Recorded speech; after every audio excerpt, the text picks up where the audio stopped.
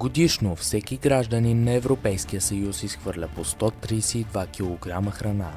Ако това разхищение на храна продължи с сегашните темпове, до 2050 година ще се изправим пред сериозни екологични, социални и икономически последици. Затова учениците от клуб Лидери в действие се събрахме и решихме да намерим решение на този глобален проблем. Направихме проучване на пазара и домакинствата по проблема за изхвърлянето на храната и хранителните продукти чрез анкети в социалните мрежи с различни целеви групи. От млади хора до активните и свързани с проблема групи. Над 220 човека за една седмица активно се включиха в нашето проучване, като резултатите от него бяха озадачаващи. Оказа се, че над 62% от хората си закупуват готова храна по-рядко от един път седмично, а над 75% от хората посещават заведения за хранене много рядко. Но нещото, което най-много ни хареса, бе това, че над 76% от хората биха се включили в инициатива за даряване на излишната храна. Това ни мотивира да създадем този проект. Започнахме от нашето училище, като изследвахме отпадъците от етажите и ги анализирахме. Какво намерихме в нашия клуб? Виждам, има един хамбургер, има някакво компоти, 2 бисквити, останки от храна, мандарини и хляб. Също така интервюирахме ученици и учители, за да разберем какво мислят за този проблем.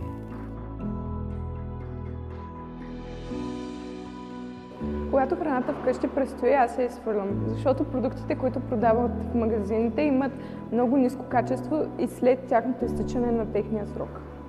Много е лошо да се изхвърля храна, затова ние се опитваме да оползотворяваме максимално и да има минимални отпадъци хранителни. По принцип гледам да не се стига до там, че да изхвърлям храната, но ако все пак престои и се развали, я давам на някое животинче, но не я изхвърлям. Освен на училищно ниво, решихме да направим проучване и на вериги, от които пазаруваме често в ежедневието си. Посетихме няколко магазина и заведения за хранене и разбрахме какво се случва с останалата храна след края на работния ден. Оказа се, че храната се събира в големи варели, след което се извозва до завод, в който се преработва и се превръща в храна за животни.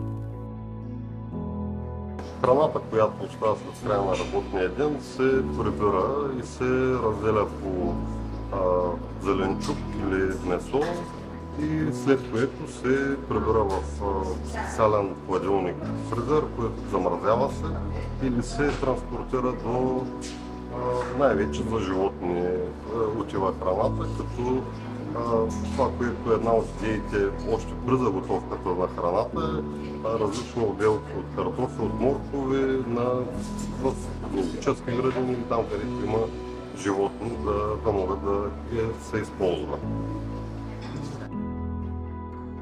Посетихме и близкия до училище хранителен магазин, който учениците посещават всеки ден и проверихме годността на стоките. Оказа се, че огромна част от хората не знаят разликата между надписите "Използвай преди" и "Най-добър до". Разликата между "Използвай преди" и "Най-добър до" е безопасността и качеството на храната. "Използвай преди" показва крайния срок за безопасна консумация. Тоест, след тази дата храната е негодна за консумация, докато надписът "Най-добър до" указва кога храната е с най-добър вкус и качество. След тази дата е безопасна, но може да загуби свежест и да не е в най-добрия си вид. Срещнахме се с представител на община Шумен и заедно с учителите ни проведохме конструктивен диалог, за да разберем как ние, учениците, можем да се включим в проект, с който да намалим изхвърлянето на храна и хранителни отпадъци. Какви инициативи има общината за намаляване на хранителните отпадъци? Община Шумен изпълнява много добре и стриктно програмата за управление на отпадъците, която е приета от Общински съвет, а именно във връзка с намаляване на биоразградимите отпадъци. Това са хранителни отпадъци, отпадъци на клони, зелени, така наречените зелени отпадъци. Община Шумен е кандидатствала със свой проект за изграждане на сепарираща инсталация, която ще бъде с две поточни линии, едната за разграждане и компостиране на на зелените отпадъци и едната анаеробен тип, чрез която ще се оползотворяват хранителните отпадъци. По този начин на общината ще се справи с един доста наболял проблем, именно всички отпадъци да не се депонират на общинското депо, т.е. биоразградимите отпадъци да не се депонират на регионалното депо, а да се оползотворяват. В резултат от всичката информация, проучвания и срещи, които проведохме, ние намерихме някои интересни идеи, които сме направили под формата на стъпки и чрез тях ние можем да намалим този глобален проблем. Стъпка 1. Планирайте покупките си. Създайте списък с необходимите продукти и се придържайте към него. Това ще ви помогне да избегнете купуването на излишни храни. Стъпка 2.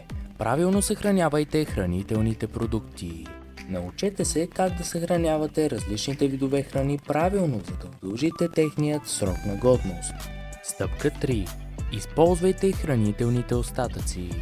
Бъдете креативни в кухнята и използвайте остатъците от храна за приготвяне на нови ястия.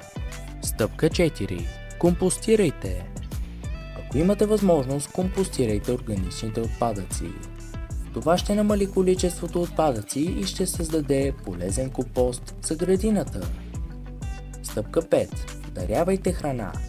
Ако имате излишна храна, която няма да използвате, дарете я на местни организации или хора в нужда. Стъпка 6. Избирайте грозни плодове и зеленчуци. Плодовете и зеленчуците с странна форма или леки дефекти често се изхвърлят, въпреки че са напълно годни за консумация. Стъпка 7. Образование и осведоменост. Участвайте в кампании и инициативи за повишаване на осведомеността относно проблема с хранителните отпадъци. Екипът ни Лидери в действие ще продължи да работи съвместно с Община Шумен и РИОСВ с информационни кампании, като използваме силата на социалните мрежи и информационни медии за формиране на основна култура и отношение към храната и нейното пестеливо използване в домакинствата и заведенията за хранене. Храната е щастие. Хубавата храна е тази, която ни кара да се чувстваме добре и да изглеждаме привлекателно. За някои хора тя е начин да изразят това, което чувстват, като влагат емоция и креативност във всяко ястие. Тя обединява хората около масата, създава спомени и ни напомня за важността на простите удоволствия в живота. Храната е не просто необходимост, а истинско изкуство, което може да разказва истории, да носи културни традиции и да ни свързва със света около нас.